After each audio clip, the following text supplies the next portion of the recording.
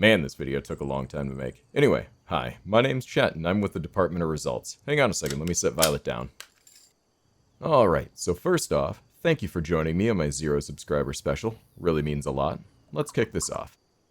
With Russia's special military operation in full swing for over a year at this point, I think we have a pretty clear idea of how the Russian armed forces operates against a near-peer adversary. Flyboys, am I right? Where was I? Oh yeah. I'd like to take the time to go over what we expected to see from this global superpower. Let's see. Overwhelming tank assaults? Check. Effective and accurate artillery? War crimes? Yep. Check.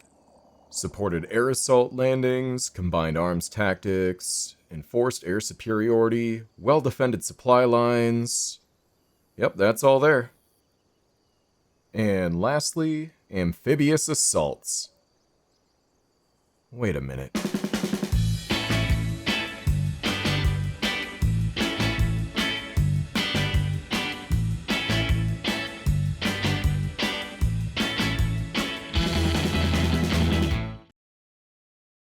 Before we dive into this, I want to disclose that I'm an American that, as if it wasn't clear from that intro, fully supports Ukraine and the defense of their homeland. However, I've done everything I can to pull my data from unbiased sources, mainly Western analysis of capabilities and tactics from before the war. And yes, I would consider a group that does not have a clearly defined stake in the outcome an unbiased source.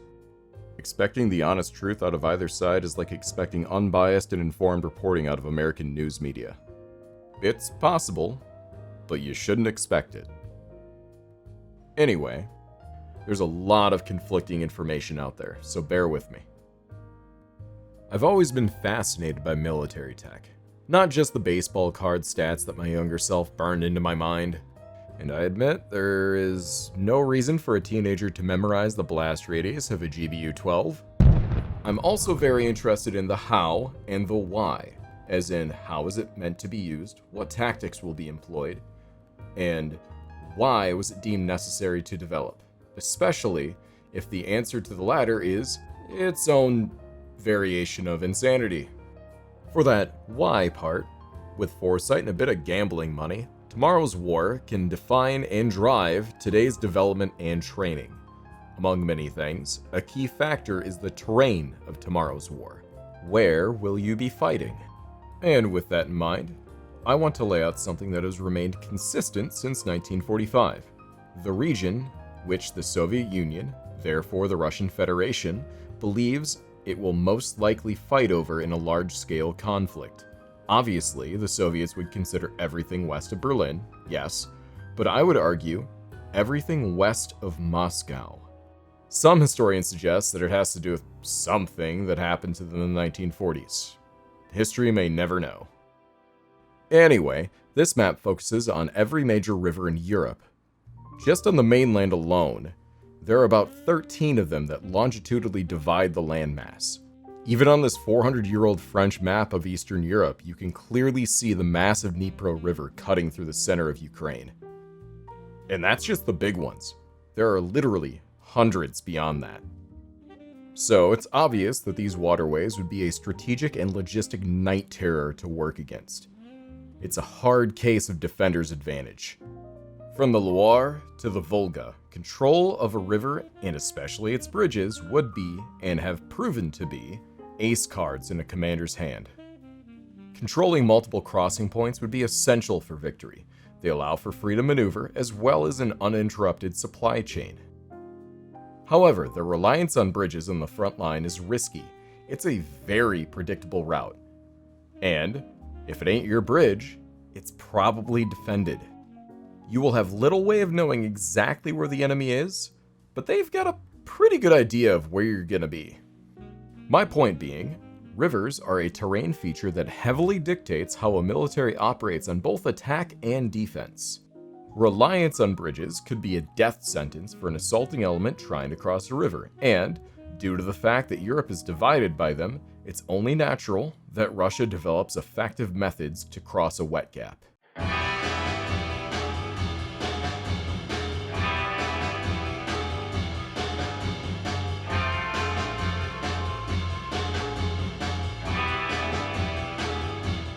Though there are many events one could point at, I would like to look at a very specific wake-up moment in this field of Russian development. And that would require us to go way back to the most recent World War. I really hope this video ages well. Anyway, the Battle of Dnieper. Yeah, that one. It was a battle that needed to be fought, almost literally a brick in the road to Berlin. But the front line was about 1,400 kilometers and well defended. It took months to secure objectives on the other side of the river. And I'm not joking when I say that every single time I read this next part, I briefly think it's a typo. Over 1 million killed or missing on the Russian side. One of those victory but at what cost scenarios. Again, what choice did they have? They needed to push west, and the Dnieper needed to be crossed to make that happen. And make it happen, they did. Boats worked great, assuming they made it across. But that only really works for infantry. No matter how much you slope the armor, a T-34 is likely going to sink any rowboat. But they did get tanks over to the West Bank. How, you ask? I shit you not, they just built a fucking bridge. Like, the hard way. Like, imagine building a bridge, but you are constantly being shot at and shelled. That sounds absolutely awful, and I would literally do anything but that. To include going the other way, literally pushing east until I'm behind the Germans. They'll never see it coming.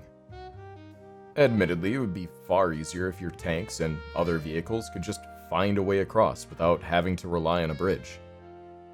Sure, they had the T-37A, but few were left at this point, and although kind of neat, they weren't necessarily combat effective. It's more or less a buoyant toaster with a DP-28. Though I feel this concept breathed a bit of life and creativity back into the vodka-fueled labor camps. Or as the Soviets called them, their experimental design bureaus. I'm sure they were getting a little burned out on making a bigger and more sloped tank over and over again. Plus, they were given a taste of amphibious vehicles through the Lend-Lease program. Ah yes, the monstrosities brought into this world by the coke-fueled labor camps. American automotive manufacturers called them research and development. But they were a sight to behold. Most notably, the amphibious production of the 4GPW Jeep, the 4GPA Seep. Sea puns aside, the Seep sported an underwhelming 60 horsepower engine that it used to propel itself unfavorably on land and sea. In fact, the Western Allies hated it so much they gave at least half of them to the Soviets. And, in turn, the Soviets loved them so much, they made their own.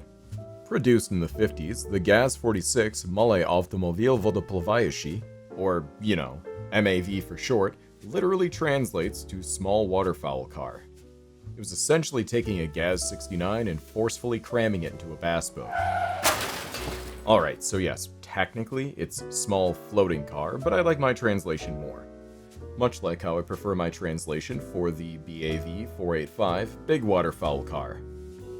Looking suspiciously like an American duck, it has a very similar story to the previously mentioned waterfowl car. And as interesting as those vehicles were, like the T-37, their practical value in the front line was limited to the enemy's reluctance to fire upon you, for fear of ruining your exciting parlor trick. This is where the PT-76 and the later BRDM-1 come in. Both offered the protection necessary to conduct amphibious assault operations. I would argue this is where they started to get their stride in the modern concept of an amphibious tactical vehicle. The amphibious craft were no longer just a means to deliver infantry. They could now directly participate in the battle with heavier weapon systems that could better deal with anything that gives the infantry a hard time. And with proper application, vehicles like these could change what a frontline means not only to the Russians, but also their enemies. The West couldn't just dig in on bridges and obvious crossing points. They would have to actively patrol the entire waterway to ensure that little green men aren't sneaking across in armored combat vehicles.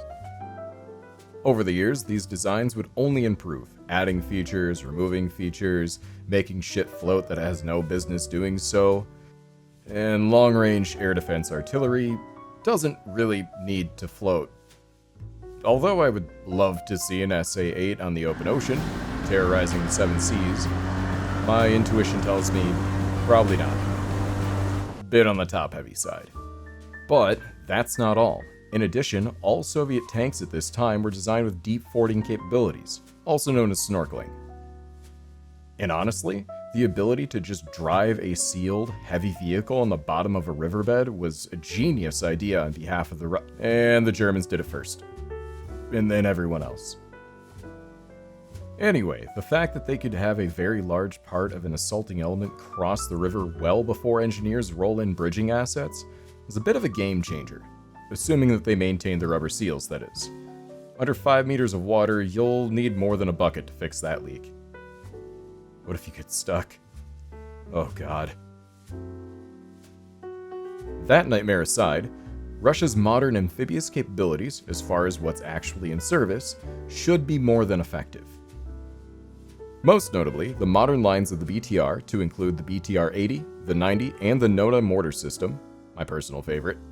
You've also got the BMP-2s and the occasional 3s, as well as the MTLBs and the BRD series. And yes, that means, hypothetically, the Abomination could patrol the waterways, if the war decides to get that weird. On paper, the modern BTR series can get up to 10 kilometers per hour in the water. That's not bad. To keep that waterfowl joke going from earlier, that outpaces your average duck in the water. And I've yet to see a mallard armed with a remote 30mm autocannon. Hey, editor, could you, do the thing? I don't have an editor. This is a dumb bit. There we go. Anyway, back to floaty tanks. In contrast, the MTLB will cross at a neck-breaking 6 kilometers per hour, which will likely be casually passed by most waterfowl. In its defense, it is the most dated amphibious system in common use, and you don't want this one getting there first anyway. All in all, Russia should have a formidable mechanized fighting force that can assault an objective ahead of the emplacement of bridging assets. From there, artillery permitted, not amphibious vehicles would be able to cross, and supply lines can be established. In reality, they would be operating alongside bridging assets, but, assuming they don't have to go very far, your assaulting element should have everything they need on the far side of the hypothetical water obstacle to keep up the fight for the next 48 hours. Hopefully.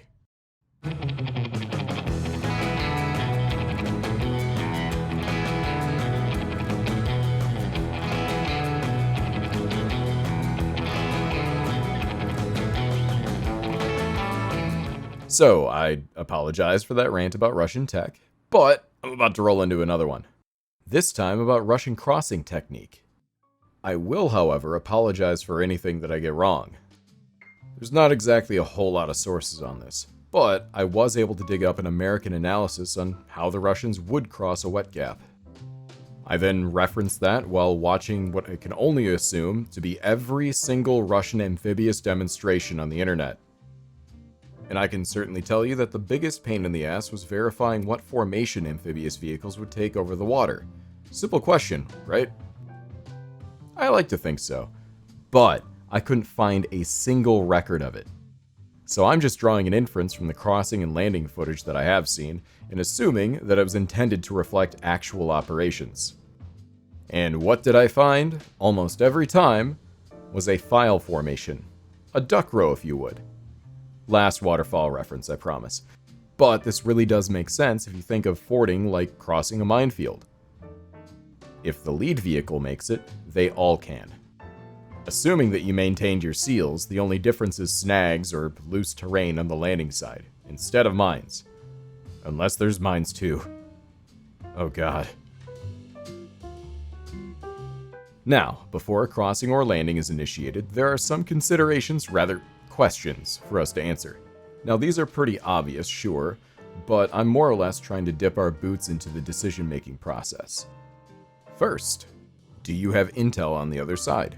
If not, get it. Air support. will the enemy have it? If yes, why the hell are you letting them? Will yours be allowed to operate? When will you have supply lines, and what can the enemy do to interfere with them? Important to understand, because that dictates how long your force can be on the other side. Until that chain is linked, they are cut off from all fuel, bullets, and food that they didn't bring with. While you're crossing or landing, will you be contested? If yes, why not land somewhere else? While crossing a river, it's generally best to have the fighting start when you're already on the other side. And trust me, the engineers would definitely prefer that. It's not always an option, but at least something for a commander to consider. What happens next? At the end of the day, amphibious assaults are, in a way, shaping operations. The answer to this may be a deciding factor for all the other previous considerations. Admittedly, I did leave out one. That being, will the enemy have artillery fires? Because the answer is yes. You only have to hope that they either have a hard time targeting you, don't know where you are, or have something more important to shoot at. Hopefully a mix of all three. Moving on. There's actually a lot of moving parts in operations like this that I'd like to lay out. However, to better make my point, and so you don't have to spend the next 10 minutes of me talking deciphering this figure, I've taken the liberty of generating what a crossing should look like on an advanced military simulation system. Sorry about that, sometimes it takes a little bit to boot up. You're embarrassing me. There we go. Although this may look convincingly real at times, I assure you that this is a simulation, and I was the only person hurt in the making of this demonstration. Here we see our river. We want to be on that side of it, and even though we've asked nicely, they won't let us use this bridge.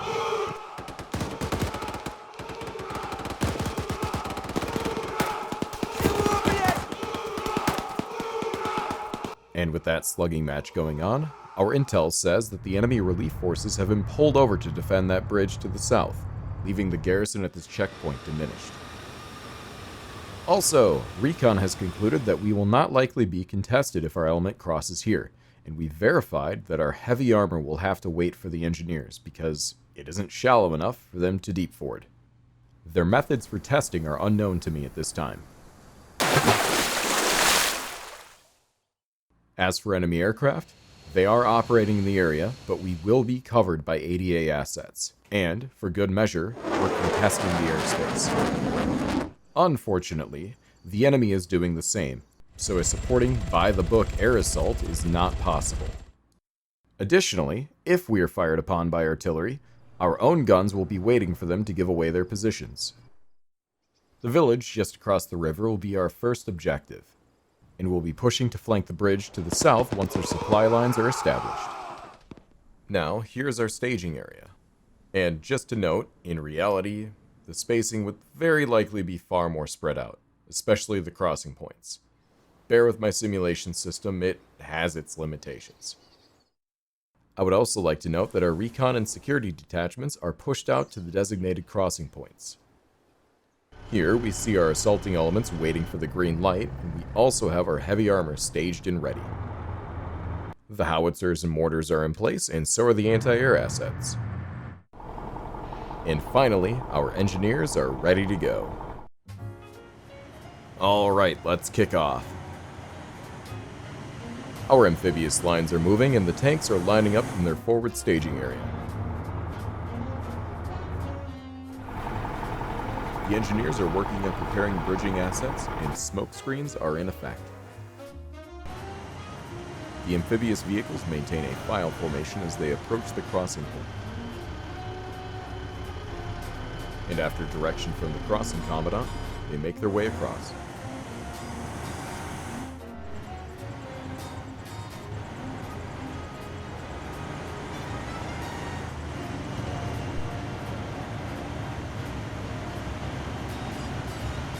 As the first group begins to reach the far side, our engineers appear to be making quick work on the bridges. Once that's fully linked together and lined up, the tanks will pull out of their staging area and make their way across.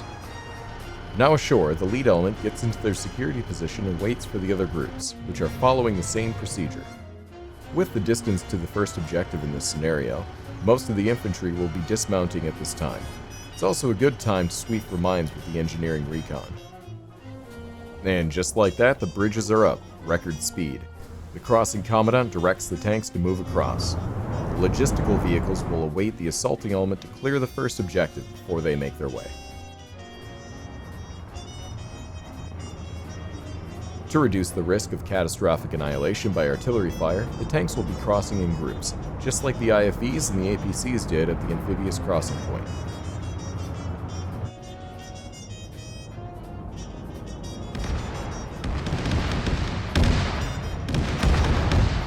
And right on cue, they must have had scouts watching us. It's almost like I built this scenario. No matter, it appears our smoke was effective and they were not able to spot anything but our bridges. And now that they've revealed themselves, our guns, enabled by the counter-battery radar, will keep them on the run, or better, destroy them. Thankfully, our bridges are still intact. Technically, if they went down, we could have built more, but that takes time. Especially since you never build in the same place again. A betrayal of popular belief, artillery can and will strike in the same place twice. All it takes is for some recon dude in those trees over there to say, no, literally, they're putting it right on top of the last one. It's a pretty bold strategy. Over an encrypted net to make your day twice as bad. Especially if there's enemy aircraft in the area. Speaking of, I wonder where that one from earlier is. Oh, weird. I wonder what happened to him.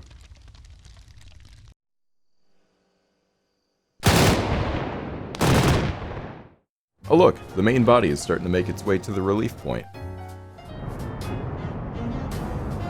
Looks like we have everything we need to start the assault. Before we do that, it's only polite to knock, right?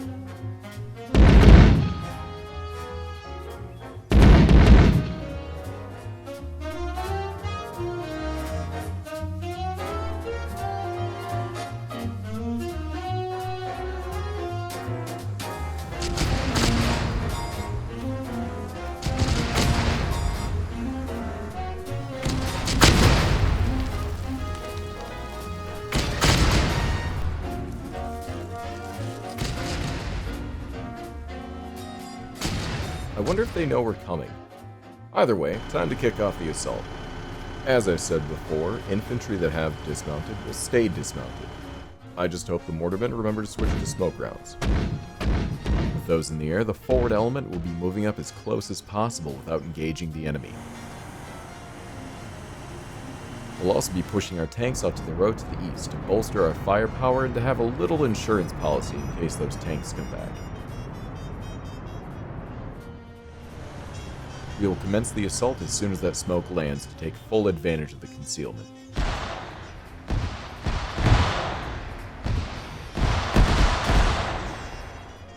As the infantry approaches from the front, our light and heavy armor will be flanking the objective.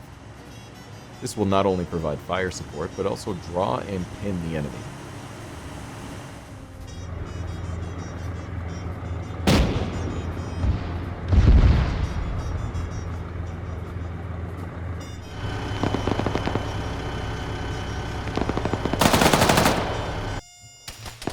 What comes next is fairly obvious, so I'm just going to stop talking and let the boys work.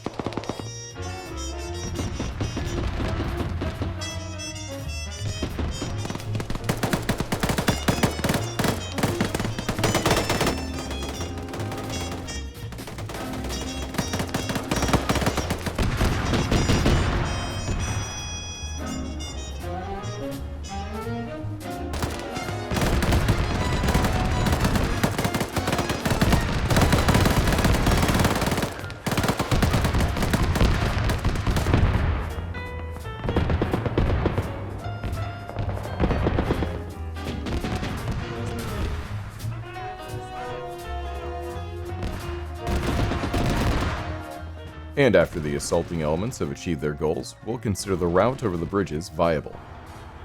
The main body will begin flowing across along with the first of the logistics and command vehicles. By the time everything is all set up, the assaulting force will have pushed south to flank that crossing point from earlier, hopefully preventing the enemy from destroying that pre-existing bridge. or whatever the objective would be outside of this hypothetical scenario. As for the bridges that we've established, they will remain in service until there is a more viable route controlled, or they're destroyed. Fairly simple, just with a lot of moving parts, especially when you're able to bring airborne or air assault elements into it. Honestly, as a bit of an American fanboy, I can really appreciate Russian wet gap crossing tactics. They're pretty well fleshed out, and there's a lot of thought put into it, as well as comprehensive answers to potential problems. So why do we get this?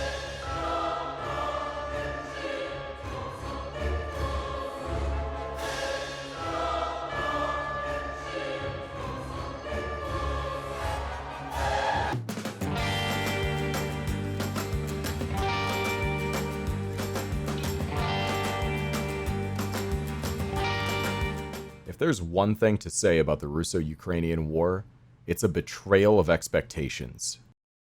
At the beginning of this conflict, my expert assessment was Ukraine survives 2 weeks as a professional army, and then Russia has to spend the next 10 years dealing with counterinsurgency operations, until they call it quits and just settle for the far eastern regions of Ukraine.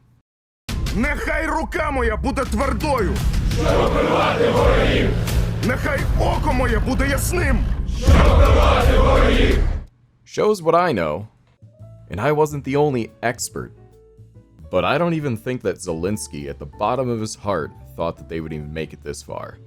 And he's the one that traded a free ride out of the country for a little bit of morale for his soldiers. I even heard he took out a T-90M with an entrenching tool at the beginning of all this, but there's little footage and what we have is highly disputed, so I won't accept that as an objective truth for the sake of this video. However, what is hard to dispute is the well-documented failures of the Russian army since the beginning of this conflict. Big-ticket names like Hostomel Airport, the Moskva, or even the Thunder Run of Kherson might very well be the subject of study for years to come. And I've got to admit, it's not a good look when every major event in the special military operation is followed by the headline, "What went wrong?" I actually remember following the Hostomel incident as it was happening, watching a shitload of Ka-52s dominate the airspace as countless Russian soldiers pour onto the runway. I recall saying to myself, well, that's it. It's over. And then I went to bed. Imagine my surprise when I wake up to find out that the airfield has already fallen back into Ukrainian hands and hundreds of Russians are killed or captured. I can tell you that it was similar to my surprise later on in the war when the Russians attempted to cross the Donets. The whole operation was documented by so many sources. Unfortunately, many of them conflict heavily, especially in regards to casualties and equipment lost on the Russian side. Up to 1,500 by Ukrainian analysts, and I believe that number about as much as I believe the claims by Russian bloggers, from which usually range about 50 to 200. Understandably, official Russian sources haven't been very vocal about this. Weird. However, I find the claims from the Institute of War the most believable and grounded, with approximately 485 Russian losses and about 80 vehicles lost. Note, lost, not destroyed. I'll be getting into that a little bit later. The incident was spread out over 8 days with 3 different crossing points, and the spacing between them is, honestly, not bad. There's kilometers of space between them, and they have their own independent lines of approach. This could greatly reduce congestion on the road to the crossing points, and especially reduce the predictability of routes, so the chance that a Kamaz or Ural ends up like this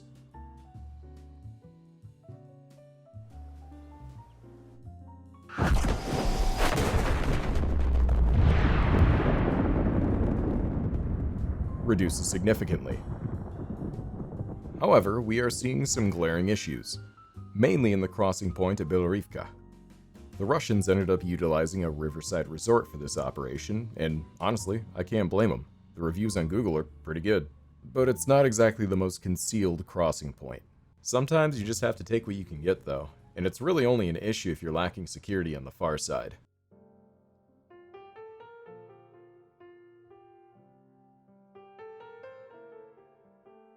The fact that a Ukrainian recon unit was able to just walk up and get eyes on the crossing point leads to my belief that they did not have sufficient security. even though the Russians were clearly operating on the far side. To be fair, the Russians did use smoke efficiently, according to one of those scouts anyway, but the Ukrainians were able to get a drone over the bridge and spot targets. Efforts from the Ukrainian artillery and aviation made crossing impossible. Like I said in the last chapter, there's very little you can do against artillery, and Ukraine was likely using more than one gun line. So when one was repositioning, the other can open fire on the bridging effort, or even Russian artillery. Very little you can do about that. But the Russians could have done quite a bit about the Ukrainian Air Force, which many sources cite that they were effective on the bridging effort. Here's just a few ideas that come to mind.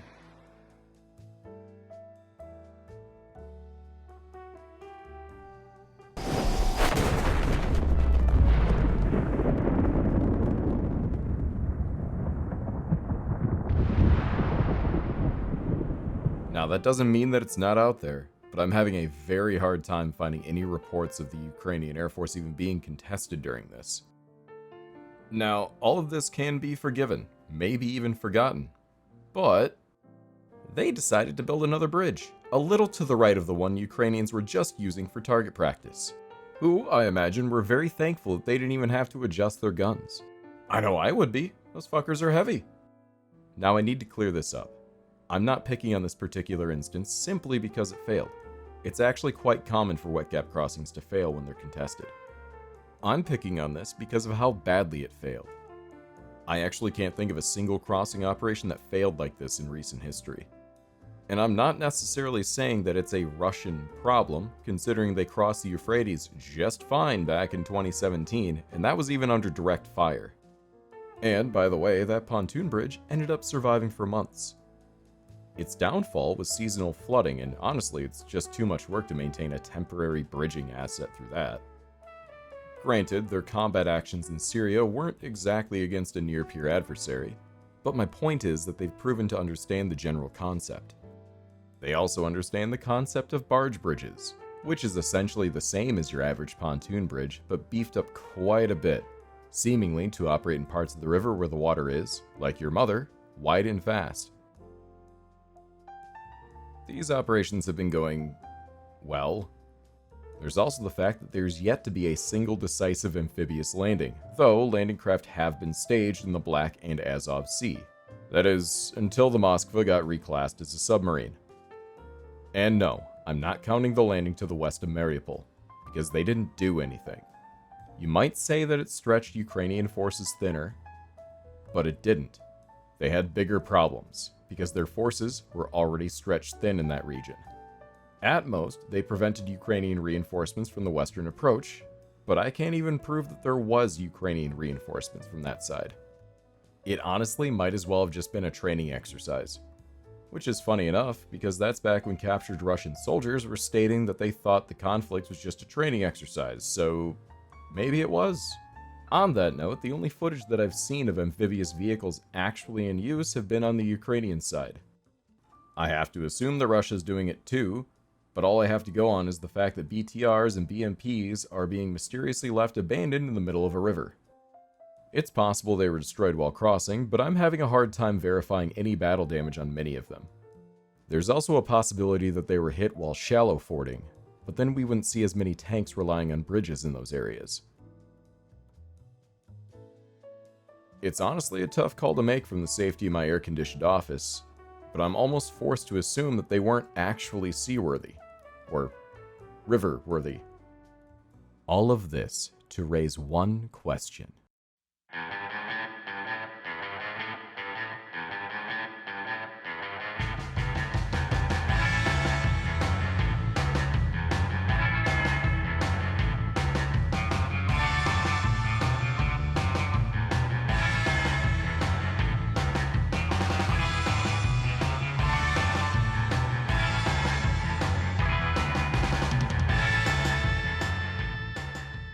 So yeah, just about everybody has heard the phrase, no plan survives contact with the enemy. It's a blanket statement, but an observation of reality. A military operation can't be prepared for every possibility, no matter how much work goes into the planning phase. Also take into account that, in warfare, both sides tend to be actively trying to win. So, your tactics and strategy are always changing to account for the fact that the opposition keeps changing their tactics and strategy. And failure to dance this dance has cost nations, in this case Russia, dearly since the beginning of this conflict. In some cases, more than the corruption has. Yes, even the tire thing. Yes, even that thing. Anyway, my point is that the Russian forces have genuinely failed to adapt to what became the modern battlefield in that first year, and they're still paying the price for it to this day, during the counteroffensive. Mainly the fact they have to defend against one in general, especially against an adversary that is now heavily funded by the West. And I have a weird feeling that this part of the war wasn't all according to plan, and the Kremlin would have much preferred the timeline where the Russians took Kiev in a week. So, to quote a point I made earlier, what went wrong? I'm going to preface this by pointing out an issue in the Russian military. No, not that one. Concerning military academics and leadership development, Russia invests heavily into the science of warfare. More or less, they have made it a point to have a maneuver for every foreseeable occurrence. Deviation from this has often led to a little chit-chat with Tovarishch Tokarev out back. All too similar to the early 20th century naval doctrine of a certain country. But that one had far less Tokarev talks. So, Soviet doctrine, and by consequence, Russian, has a lot of these maneuvers in their playbook, and they are often drilled and rehearsed. These maneuvers, after adjustment for the mission, are issued by the commander to the battle staff as a plan, and then an order is issued to the battalions who execute the maneuver. In situations where they aren't being their own worst nightmare, and with a unit that is well trained, they can be a pretty scary fighting force. More or less, the point is to not waste time during the planning phase while still being prepared for every conceivable threat. However, they aren't anywhere near as prepared as they should be for an inconceivable threat.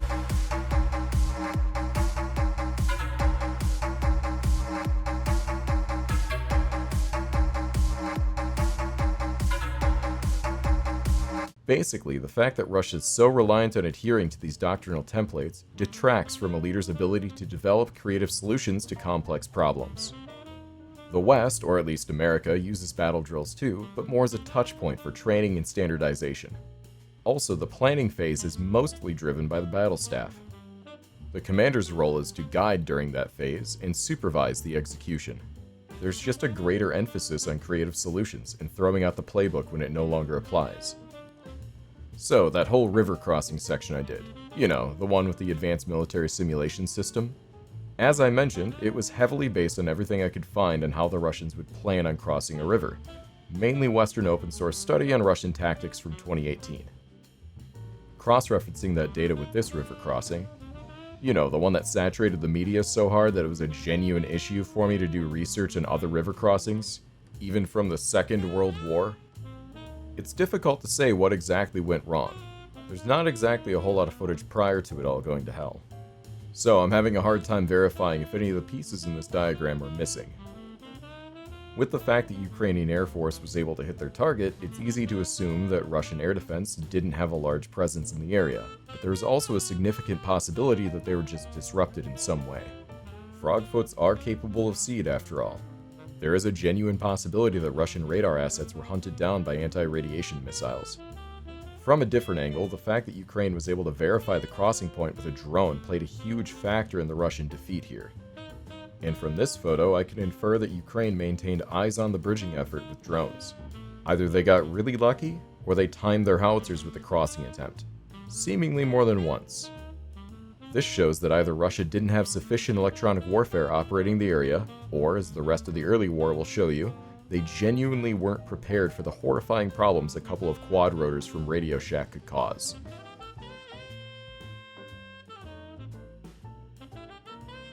Both are definite possibilities. Another huge factor is the clear overcommitment to this crossing. Either the commander wasn't going to personally accept failure as an answer, or he wasn't willing to report a failure to his superiors. Both of which can lead to a waste of resources and equipment, and more importantly, the lives of the soldiers underneath you. There's also a hint of the overcompetitive, toxic leadership that is commonly documented in World War II, especially with the Americans and the Russians. You know, your Patton and Zhukov types. But this is just pure speculation, and although I'm willing to use inferences to help drive my point, assumptions really won't get us very far. which is why I'm having the hardest time answering the "why no floaty tanks" question. Which is very unfortunate, because that's what got me interested in making this video in the first place. So, that leaves me with these two possibilities. They don't, and shouldn't, trust the seals because it takes a lot of maintenance to keep them watertight. And they probably haven't been doing that. Case in point. Or they just don't want to use them. Very anticlimactic, I know.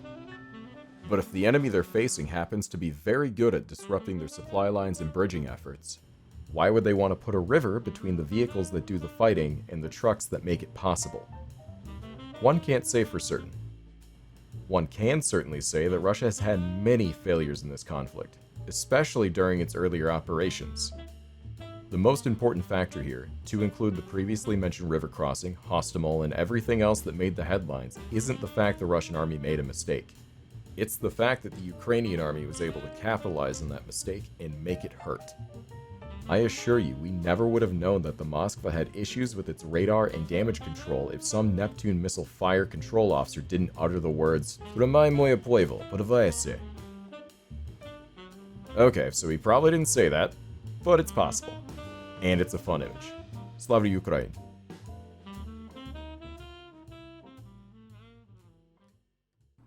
Hello everyone. I don't really have much of a script for this next part, but I wanted to take a minute to thank each and every single one of you who made it this far. I've never made a project like this, and I greatly underestimated how much work goes into making these. Oh man. But I really hope you enjoyed it. I have a lot more projects that I'd like to work on in the future, so if this style of video really interests you, please stay tuned. I guess I'll leave you with, I don't know, biblically accurate Leopard 2?